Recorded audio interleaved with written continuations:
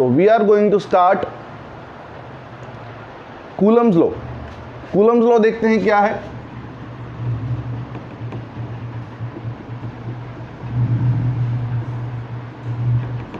हमने दो चार्जेस लिए, एक का चार्ज कितना Q1, दूसरे का चार्ज कितना Q2, दोनों के बीच का डिस्टेंस कितना लिया R।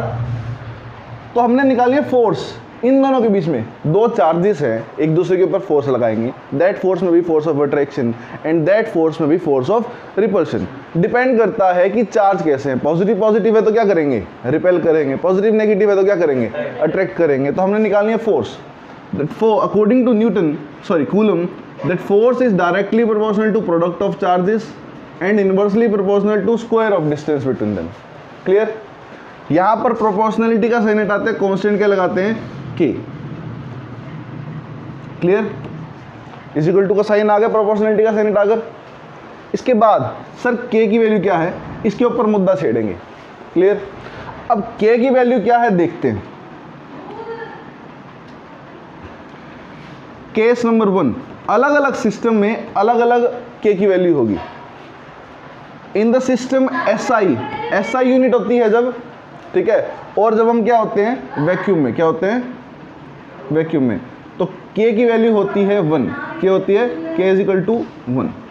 क्लियर। 1 पुट कर दीजिए, f की वैल्यू कितनी आ जाएगी Q1 Q2 by R square. Clear.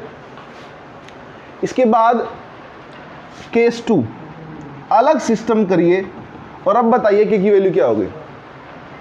ये CGS का है, ध्यान रखिएगा। अब हम SI में आ रहे हैं और अब वैक्यूम में आ रहे हैं। वो CGS सिस्टम और वैक्यूम था जब k की वैल्यू क्या ली थी 1। अब SI सिस्टम और वैक्यूम है तो k की वैल्यू कितनी होती है 1/4 पाई एप्सिलॉन नॉट। अब पूछने वाला ये पूछेगा कि सर एप्सिलॉन नॉट क्या है। एप्सिलॉन नॉट एग्जैक्टली होता है absolute permittivity of vacuum. Clear. और इस अकेले की वैल्यू होती है 8.86 इंटू 10⁻⁻11। क्लियर। और जब हम इस एप्सिलॉन नॉट की वैल्यू को उठाकर यहाँ पे पुट करते हैं और 1/4 पाई एप्सिलॉन नॉट भी ऐड मतलब इसका जो सोल्व करके रेसिप्रोकल करेंगे, 1/4 पाई एप्सिलॉन नॉट की अकेले की वैल्यू कितनी आ जाएगी 9 into 10⁻9। In the case of any numerical 1/4 pi epsilon nought की वैल्यू आप चुपचाप कितनी लिख सकते हैं 9 इंटू 10⁻9। Is that clear. इसके बाद देखते हैं, तो इस 1/4 पाई एप्सिलॉन नॉट की वैल्यू को हम k की जगह पे पुट करेंगे। This is the equation number 1 for you, this is the equation number 2 for you.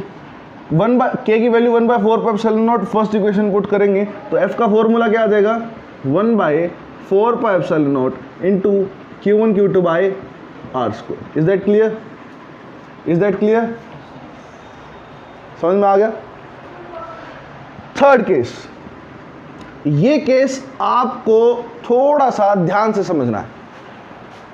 System ले रहे हैं हम SI और हमने इसको पुट कर दिया किसी भी पर्टिकुलर मीडियम में। मीडियम पहले ले रहे थे हम वैक्यूम, अब ले रहे हैं हम कोई भी मीडियम। तो कोई भी मीडियम लेंगे तो सबकी एब्सोल्यूट परमिटिविटी हर मीडियम की अलग अलग होती है। या वैक्यूम दिया था तो वैक्यूम की जस्टिफाई कर दी थी हमने, लेकिन जब हम वाटर लेंगे, एयर लेंगे, कोई ऑयल ले लिया, वहाँ चार्जेस पड़े हैं, फोर्स तो कहीं पे भी कहीं पर रख दो, हर जगह फोर्स लगाएंगे। बीच में कोई डाइलेक्ट्रिक मीडियम में लगा दिया, समझ में आ गया ना, तो हर जगह पर उस k की वैल्यू क्या होगी अलग अलग। k की वैल्यू फिलहाल लिखेंगे 1/4 pi epsilon m।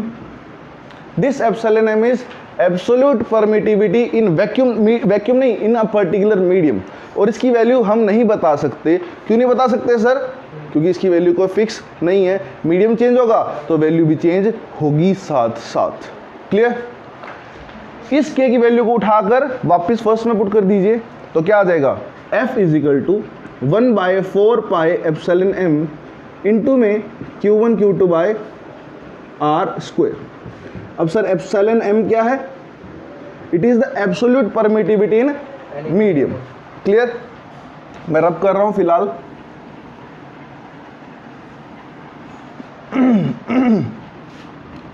This epsilon M is absolute permittivity of medium. Clear? इस को बना दीजिए क्वेश्चन नंबर 2 हो गया था, ये होगी हमारी 3। अब क्या करेंगे, डिवाइड कर देंगे, divide equation second by third, third से डिवाइड कर दीजिए। सेकंड इक्वेशन क्या आई थी, पहले एफ की वैल्यू बता दीजिए, क्या आई थी 1/4 pi epsilon not into Q1 Q2 by R square upon में F M force in medium कितनी आई थी 1/4 pi epsilon M into Q1 Q2 by R square. Q1 Q2 से Q1 Q2 कट गया, आर स्क्वायर से R square cut गया, 4 पाई से 4 pi cut गया, क्या बचा 1/एप्सिलॉन नॉट बाय 1/एप्सिलॉन एम। ये एप्सिलॉन एम ऊपर चला जाएगा तो F बाय एफ एम की वैल्यू कितनी आ गई, epsilon M by epsilon nought, and this ratio is called epsilon R which is known as relative permittivity. Is that clear? In case अगर आपसे कोई पूछता है कि सर रिलेटिव परमिटिविटी क्या होती है, पहले आप ये छोड़ो, कूलम लॉ छोड़ो, हमें कोई केस नहीं करना। अगर कोई आपसे पूछे कि रिलेटिव परमिटिविटी क्या होती है तो आप क्या बताएंगे, it is defined as a ratio of absolute permittivity of medium to the absolute permittivity of vacuum. Is that clear? That's it. समझ में आ गया? अब हम इसी की वेक्टर फॉर्म करेंगे।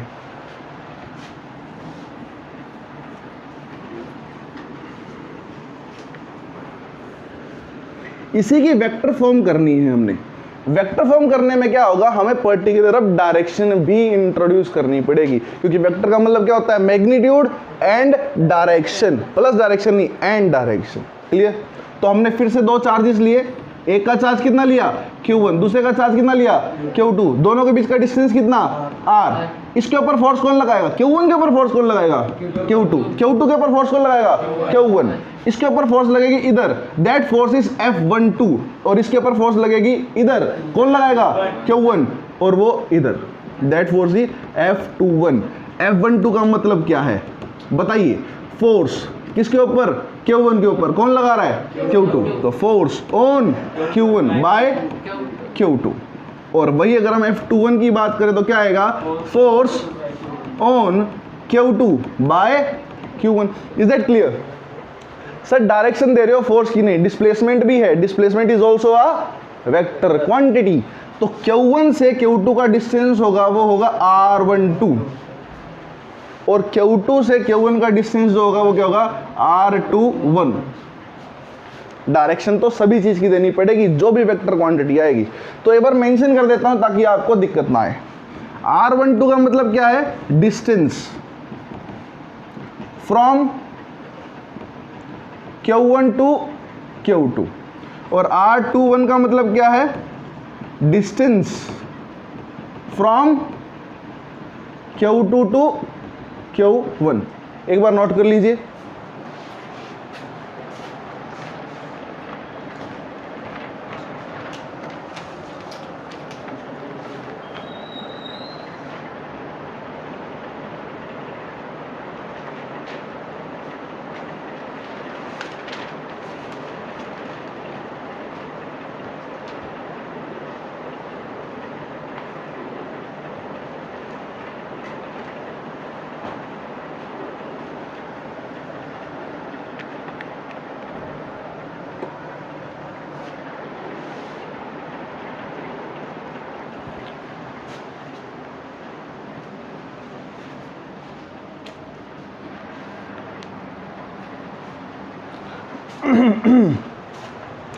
अगर आपने नोट कर लिया तो सामने की तरफ देखेंगे, सामने की तरफ प्लीज एवरीबॉडी, एवरीबॉडी देखिए।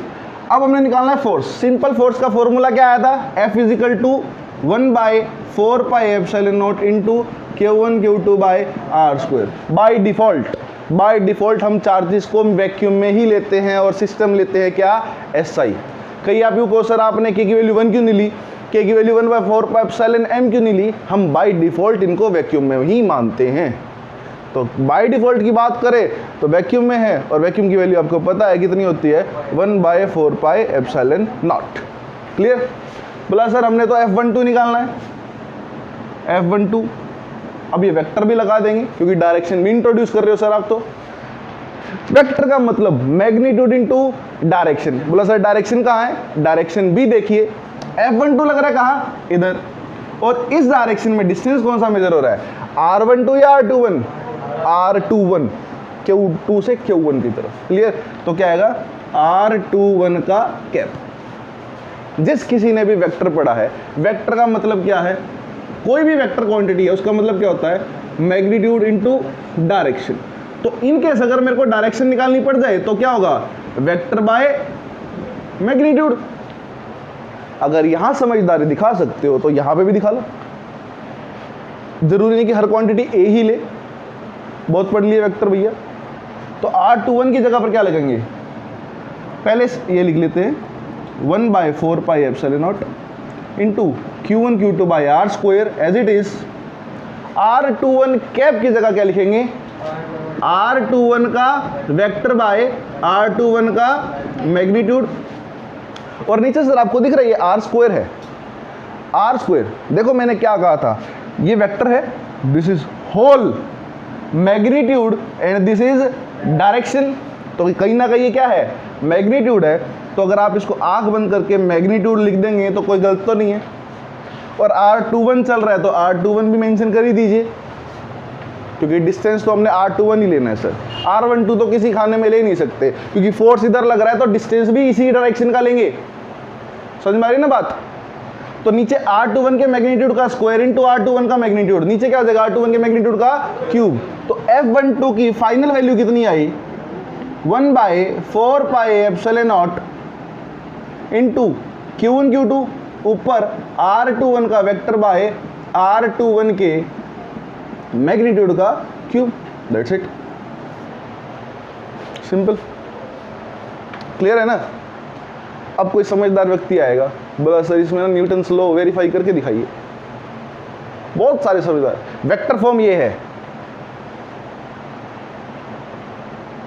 यही वेक्टर फॉर्म है। कोई आप यूँ कहो कि सर हमारे को न्यूटन लॉ वेरीफाई करके दिखाओ, तो वो न्यूटन वो इसका एक एडिशनल पार्ट है। पर पहले एक बार F12 निकाला है तो सर बाद ऐसे F21 भी निकाल के दिखाई दो। पहले F21 निकाल लो। F21 फोर्स का लग रही है इधर, डायरेक्शन कौन सी लेंगे, इधर वाली, और इधर डायरेक्शन कौन सी है, R12। कहानी चेंज कर दो, या F21 लिया है तो या R21 है, R21 की जगह क्या ले लो, R12। तो क्या आ जाएगा, F21 is equal to Q1 Q2 by 4 pi epsilon nought ऊपर R12 का वेक्टर बाई R12 के मैग्नीट्यूड का क्या हो जाएगा, क्यूब। Is that clear? कोई दिक्कत किसी को, एनीबॉडी भाई, कोई दिक्कत? एवर न्यूटन का लॉ भी वेरीफाई कर लो, कर लेते हैं। कहता सर बात ऐसी है, दोनों की डायरेक्शन, दोनों का मैग्नीट्यूड सेम है, किस चीज़ का, डिस्टेंस का। मतलब समझ, मान ले मैं Q1 तू Q2, तेरे से मेरा डिस्टेंस, मेरे से तेरा डिस्टेंस क्या है, सेम है, कोई दिक्कत तो नहीं है ना। तो R12 अगर R21 के इक्वल लिख दूं तो कोई दिक्कत भाई किसी को, किसी को दिक्कत है? अगर दिक्कत नहीं है तो लिख दो, लेकिन डायरेक्शन अलग अलग है सर, और अपोजिट डायरेक्शन के लिए हम साइन किसका लगाते हैं, नेगेटिव का। अब ये वेक्टर क्वांटिटी हो गई सर, क्योंकि आपने माइनस इंट्रोड्यूस कर दिया। माइनस नहीं था तो आप वेक्टर भी नहीं लगाते तो भी चलता, क्यों, हमने तो मैग्नीट्यूड इक्वल लिखा है और मैग्नीट्यूड इक्वल है भी। अब आपने डायरेक्शन इंट्रोड्यूस कर दी है तो आपको पता है कि माइनस का साइन लग गया। मेरी बात क्लियर? थोड़ा आगे देखते हैं। एक काम कीजिए, इस R12 की वैल्यू को उठाकर R12 की जगह लिख दो, क्या आ जाएगा, माइनस का R21 आ जाएगा। लिख दो ऊपर F21 की जगह, F21 की जगह क्या आएगा, Q1 Q2, ऊपर क्या आएगा, माइनस का R21 का vector by 4 pi epsilon not R21 के मैग्नीट्यूड का क्यूब। अब एक बात, एक समझदार व्यक्ति एक सवाल भी पूछ सकता है कि सर इसके लिए तो साइन लगा दिया माइनस का, इसका माइनस का है। अरे वो मैग्नीट्यूड है, magnitude is always positive, mode लगा चुके हैं हम।